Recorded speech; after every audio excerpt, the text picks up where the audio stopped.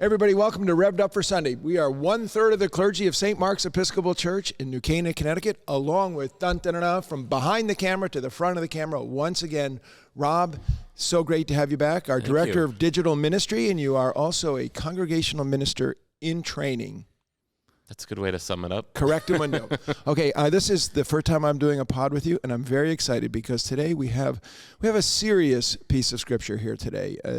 I was always thinking of my mom, who used to talk about the straw that broke the camel's back, the last straw that broke the camel's back. Well, today with Jesus, we get the first straw that breaks the camel's back. Because we're in John's Gospel, the cleansing of the temple is right up front.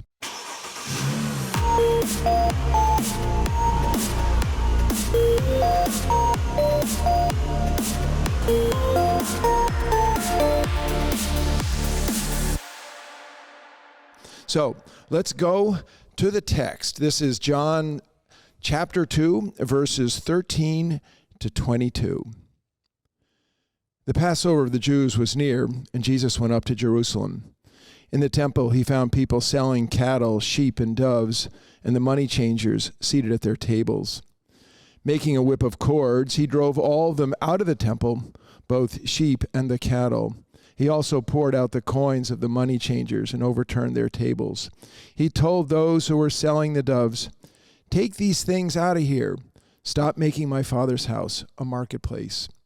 His disciples remembered that it was written, "Zeal for your house will consume me." The Jews then said to him, "What sign can you show us for doing this?" Jesus answered them, "Destroy this temple, and in 3 days I will raise it up." The Jews then said, "This temple has been under construction for 46 years, and will you raise it up in 3 days?" But he was speaking of the temple of his body. After he was raised from the dead, his disciples remembered that he had said this, and they believed the scripture and the word that Jesus had spoken.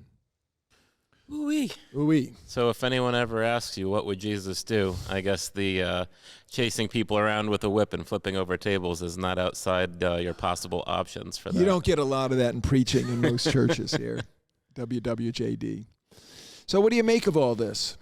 So, when I was a kid, I envisioned this very differently, I think, than I do now. As a kid in Sunday school and even throughout most of my adult life, and probably for a lot of folks listening, I pictured this scene that Jesus kind of, wanders into the temple with his disciples, and he looks around. It's almost like in a movie where you start getting these really close-up things and like, and he's just seeing like all these things that are wrong, and he's so shocked by everything. And the way I see it now is it's really more of a public protest that Jesus ends up doing here. And because a lot of the practices that were happening, he would have known about. Like, this was just, regular occurrence for some of it. And I remember even at one point someone saying, what he does here isn't a major disruption. Like, things could have kind of gotten fixed back up and just carried on. So it's really, he's here and he's making a statement. Although I think, as we'll probably talk about in John's Gospel, it's shifted a little from how things are in the Synoptic Gospels. So yeah, thanks for that. I agree. Don't we all have mental pictures of this? First of all, it begins and says, the translation has it that the Passover was near and Jesus went up to Jerusalem. In the temple, he found people. Well, he's not in the temple. He's in the temple precincts. And just so everybody has a clue about what that's like. So you have the temple and then the Temple Mount. And on the Temple Mount, there's a courtyard around the temple, which is where the priests go. And then there's a courtyard around that, which is where men go. And there's a courtyard around that, which is where women go. And then there's a courtyard around that, which is where the Gentiles go. So the so-called Court of the Gentiles, which has Solomon's portico, which means part of it was covered with a roof. And it was there, likely, in the portico where Jesus taught as a kid. And that story is a 12-year-old, and it was also there where the money changers' tables would have been. I'm in agreement with you. I actually think that I won't say we, I think I completely misunderstood this story. just totally misunderstood the story. That Jesus, in John's gospel, it is different than in the other gospels. I mean, as I said, this isn't the last straw. This is the first straw that breaks his back. He's just getting started. This is his calling card. This is his introduction to public ministry. And he's a confronter, and he's going to confront. And the differences we get in John's gospel, Jesus is not reforming the temple. He is not reforming the temple. He is publicly claiming that he is the Messiah, because reforming the temple is this purifying the temple. This is what the Messiah is going to do. And so this is a statement about Jesus, not really a statement about the temple. And what he's saying is, I'm the new temple. Yep. I'm the temple. So this is a totally different take on it. I always thought he was cleaning up business practices. He is not cleaning up business practices. This is a statement about Jesus. Yeah, well, and as you said, in this case, it's the first straw. Whereas in the other three Gospels, this happens, toward the end. Right. And it's like, oh, okay, now I can see why he ticked people off, and now they're like, this guy's got to go. Right. This is happening early on, so it's really, and the fact that it happens in all four Gospels says, okay, we need to take notice to what's happening here. Yeah.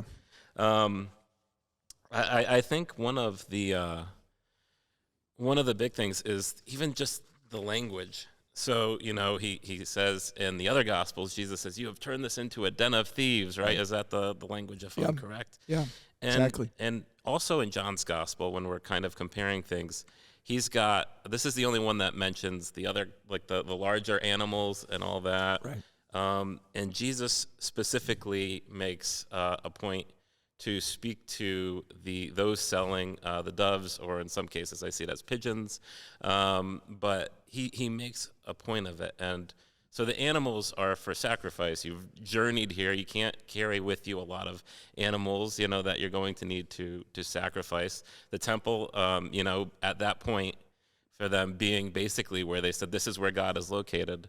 Like, you want to come to God, this is, the temple's where it happens.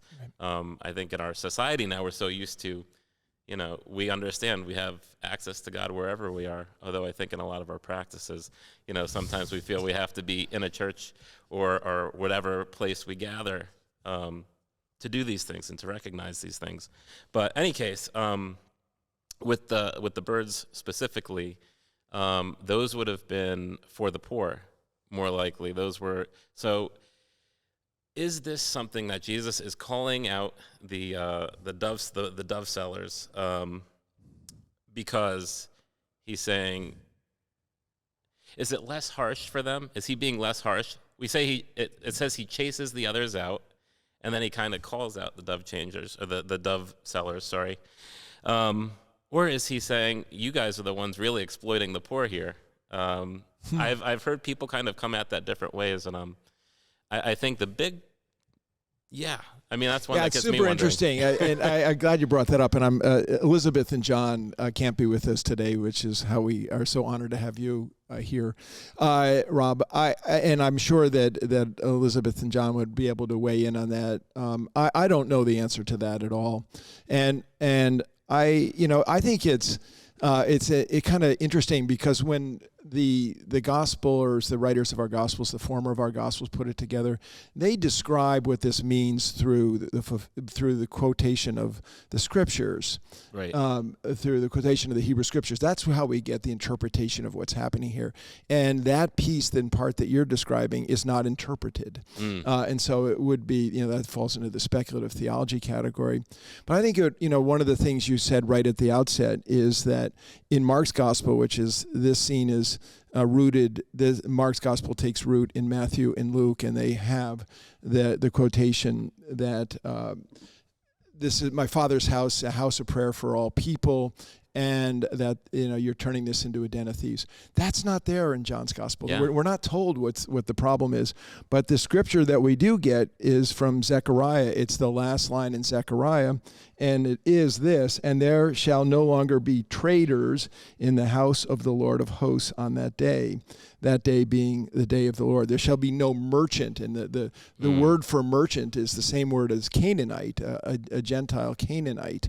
And so it doesn't actually even point toward it doesn't point toward at all the question of whether or not there was exploitive things going in the temple tax and things like that. What Jesus is saying, it's this inferred allusion to Zechariah, is that this is the day of the Lord, and the traders, the marketplace has to go, because now the day of the Lord, the kingdom is breaking in, though in John's gospel he doesn't use the term kingdom, because Jesus is the kingdom in him. So all this stuff that we lay on John's gospel about exploitive practices, it's not quite there. Yeah, well, it's not there.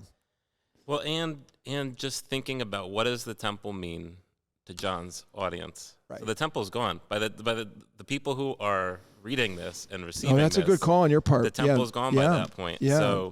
So really, the writer has to say, okay, I need to help you make sense of everything that's happened in light of, and this is already the second temple that they're talking about. So they've already lost the temple. It's been, reworked, rebuilt.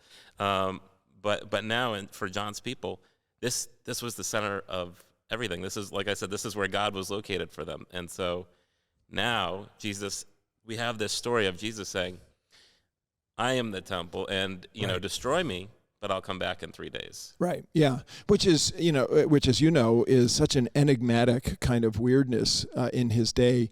Destroy this temple and raise it in 3 days. And as you know, this comes back. These words do come back to haunt Jesus in a way. They're used at his trial. And they're used at the crucifixion. These words, he said he would. These words are hurled back at him, and I think that you're right on. That this is really a story about Jesus as the new temple, that Jesus' body is the new temple, and the destruction. Just as the temple was destroyed in 586, it was the scriptures tell us it was destroyed because of the sin of the people. Jesus' body is going to be destroyed, and Christian theology has it that it was destroyed for the sin of the people, and that the resurrection body is the new temple, which, as you know, in Ezekiel, the end of Ezekiel is all about what is the new temple going to be. And in John's gospel is the most negative about the temple of the three gospels. And John's gospel is downright negative about the temple. But as you're pointing out, we're getting, for John's people, a historic story in which they're trying to make sense out of, this is what happened, this is what it means, or what it meant. Yeah. Well, and, a lot of this, so we get a lot of the practices that we hear with the sacrifice and all of that. Obviously, then we look at Jesus kind of being, a sacrifice as well, and kind of as like the final sacrifice in a way. But when you look, Jesus is really just kind of the part of a long line of prophets who have spoken to this through. Right. I mean, that's his heritage, right? Like that's their heritage that they're talking to. So, Jeremiah says, "This is the temple of the Lord, the temple of the Lord." Psalm 50 and other places, we see that, do you think I eat the meat of bulls and drink the blood of goats? Hosea, I desire steadfast love and not sacrifice, the knowledge of God rather than burnt offerings. So there's all these kind of, and it's not necessarily that they were saying sacrifice was bad. I think there's a lot of debate that kind of goes around, scholarly debate that goes around that stuff. But I think there's definitely kind of a reformation happening in all this. Oh, interesting. Yeah. I don't know if I would, that last statement, I don't know that I agree with you on the last statement, because the temple gets destroyed. Jesus predicts the destruction of the temple. He predicts the destruction of his own destruction. Yeah. He claims that he alludes to the fact that he is the new temple, and that there is a complete reorientation of what you were alluding to, also holiness. So in the Hebrew theology, as you were saying, that God dwells in the temple, the Holy of Holies, and then it ripples outward, and you have to come in there. And Jesus takes that away completely, and his body becomes the temple. And so suddenly holiness, and with the death, resurrection, and ascension of Jesus in John's gospel, it is the expansion of holiness to everywhere. Jesus says to the woman in Samaria at the well, the time is coming when people will no longer worship on this mount, the mount in Samaria, or the Mount Zion in Jerusalem. They will worship in spirit and truth. truth, and so that Jesus is that. And so there's this expansion of holiness. And if you don't mind my just saying, back to the Zechariah quotation, I don't know, I'm talking too much, but I just can't. This is like crazy interesting. As you know, in the way biblical interpretation works, it's called metalepsis. You get the text and the context together. Right. In the words before that are, on this day there shall be inscribed on the bells of the horses, holy to the Lord. And that holy to the Lord, what was inscribed on the high priest's helmet that he wore into the Holy of Holies, it said holy to the Lord. And now they're saying that this holiness is going to be available to the common working horse. And the cooking pots in the house of the Lord shall be as holy as the bowls in front of the altar, and every cooking pot in Jerusalem and Judah shall be sacred to the Lord of hosts, so that all who sacrifice may come and use them and boil flesh of the sacrifice. And what this is saying is holiness and the access to God is going to spread to the common kitchen, to the common everything. So a complete shift in paradigm. Yeah. It's kind of removing barriers, you know.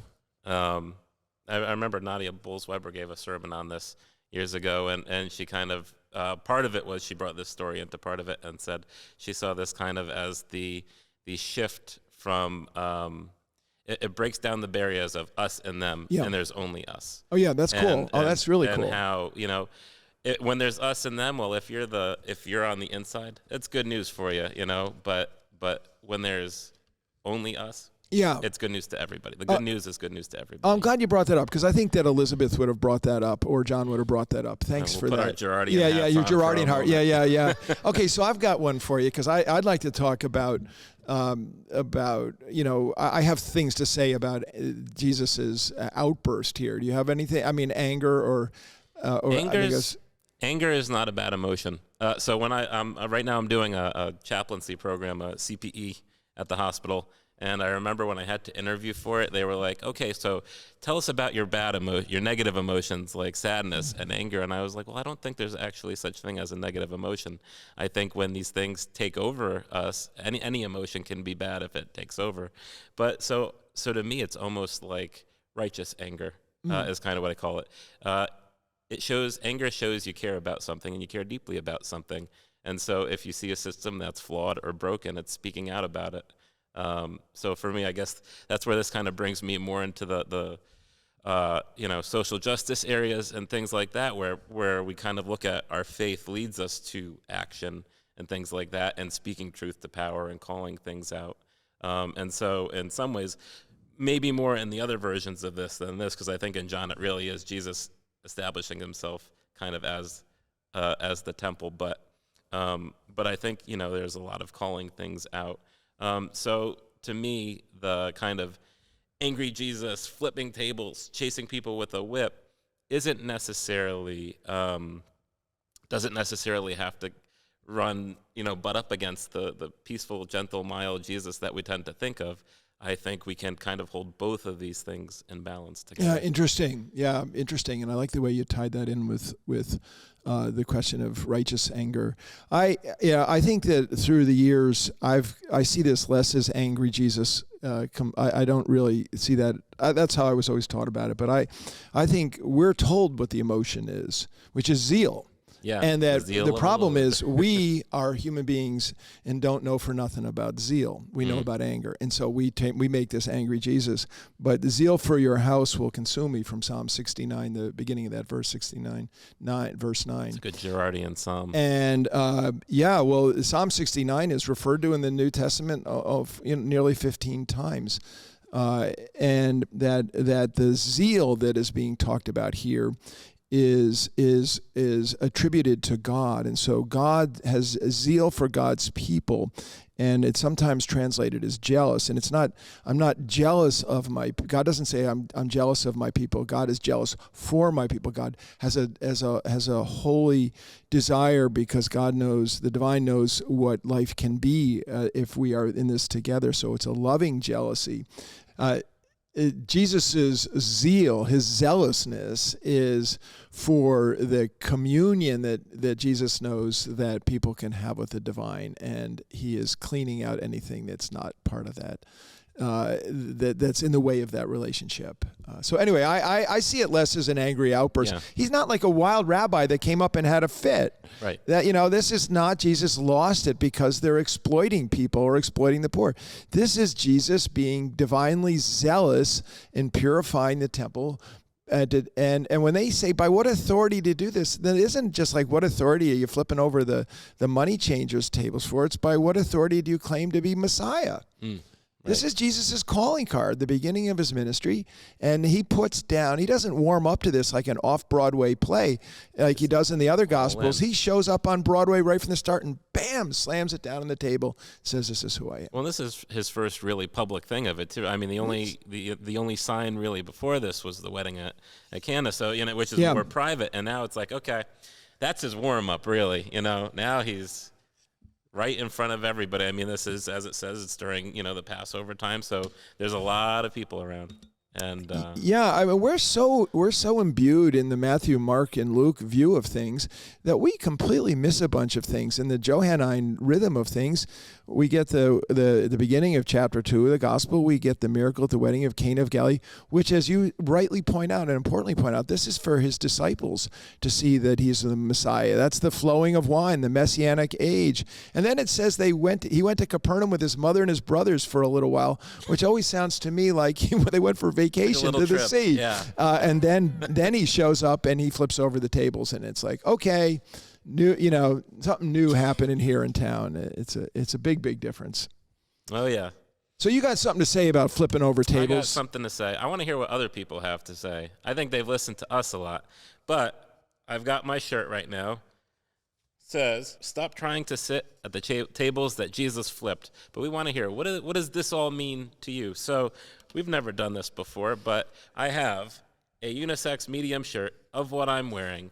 And we want to offer it as a chance for you guys to, there we go, demonstrate it right there. If you're listening, there's a shirt that says this from the Happy Givers, which is an awesome nonprofit organization. So you can write to us. You can email us at revdup@stmarksnewcanaan.org. If you're watching, it's on the screen here. And if you're listening, in both cases, it's in the description for this podcast. So let us know, what does this whole passage mean to you that we've been talking about? How does it speak to you? What do you get out of it? We'd love to hear about it, and we'll get in touch with you as we collect your responses. This is a big move for us, Rob. This is the first time in 137 pods that we have something to give away here. I'm setting a dangerous I precedent. really like this. We got to get into the coffee mug thing here soon. That's right. Or pens or something like that. And win a Rev'd up pen. Yeah. And as we're talking about engaging with us, a reminder that you can go to our hotline, the warm line as Peter sometimes calls it, and you can call us up at 203-442-5002, and you can let us know if you have questions or thoughts that come up. If you just want to let us know what you think of the podcast, that's always great too. And a lot of the times we get some really great feedback from our listeners. A lot of the questions and things like that sometimes go in the comments of our videos, but we do have a great question that came from Stan Twardy, who's our senior warden here at St. Mark's, and Stan called after we had our Ash Wednesday episode. And I think he makes a really interesting point that maybe others who are listening are wondering about. So why don't we give Stan's message a listen, and then maybe we can respond to that. Definitely. Hi, yes, this is Stan Twardy calling Rob. How are you?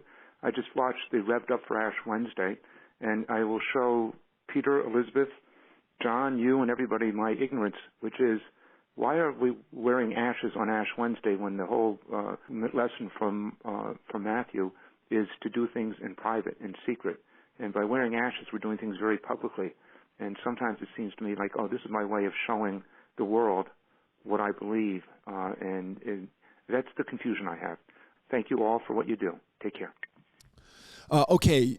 Boy, there is nothing ever ignorant about Stan. And Stan asks, of course, the $1 million question, which is, what the heck are we doing with ashes on our head when Jesus told him to keep them off? So I think the church in its wisdom has done this. So that understands that Ash Wednesday and the whole season of Lent are two different things. And on Ash Wednesday, we're talking about a public day of fasting, and that is mirrored in the book of Joel when it was a call to a public day of fasting. So on the public day of fasting, everybody fasted and showed the signals of their fast. And then for the season of fasting, that all goes away. So that for as Lent is a season of fasting, it would be that if you fast on Fridays in Lent, it says oil your hair, which is really kind of funny. Shampoo your hair, I think, is how we would say that now. So it really is a distinction between what you're doing on Ash Wednesday and what you're doing for the holy season. I think that's the difference. But they're not clear about that. So it looks like we're doing the exact same thing Jesus told us not to do. Well, and also part of it is there's like kind of calling out hypocrisy in some of it. So it's what is the external and the internal match up? So what are your reasons for doing these things, right? So like I know some of the scripture talks that we have there talks about, well, if you're fasting, don't, oh, woe is me, oh, this is so hard, like you're making a public display so people will notice you. It's really not about that. It is a private, personal piety that you're practicing. But for me, it was always, as Stan said, it's kind of, you're marking yourself. I always felt like kind of showing people like, this is what I believe, but it's more, for me, my faith and what I do is in my deeds. It's kind of like the hymn, was it Christian Rise and act your creed, and then there's that other one, they will know we are Christians by our love. That's one of my favorite hymns. And so it really is, we are doing things publicly, but it's really through our actions with one another is what I get out of it. Yeah. Super interesting on that. I will say that, as you know, I do Ashes to Go at the train station in the town we live in, New Canaan, Connecticut. And I'm always amazed by the people that come for Ashes on that day. And they for the moment before they get on the train, when they lean forward to hear that they are their dust, and to dust they shall return, the depth of their devotion is amazing. And when they turn around and head off to Wall Street or Midtown with their briefcase or backpack now, I'm always dumbfounded that they've done it with the cross on their forehead, which looks like an enormous billboard. Anyway, thanks, Stan. There is no doubt in the way we live it out a tension, but I think, as you said, there's all stuff around that. And I think the church's original intention is one thing, and the way it's evolved is a whole other thing too. Yeah, it's become its own thing. So thanks for joining us. Elizabeth and John couldn't be with us this week, and we missed them, but they're going to be back in action. Rob, it's super cool to have you from one side of the camera to the next. This is my first time. I know. I get to be on this side with Jan telling me to land I love the plane. it. Yeah, Jan's on the other side. St. Jan is she's known around here by some people, the director of children's ministries, telling us to be quiet and go home. So we're going to do that. God bless you all. Take care. Happy third Sunday of Lent.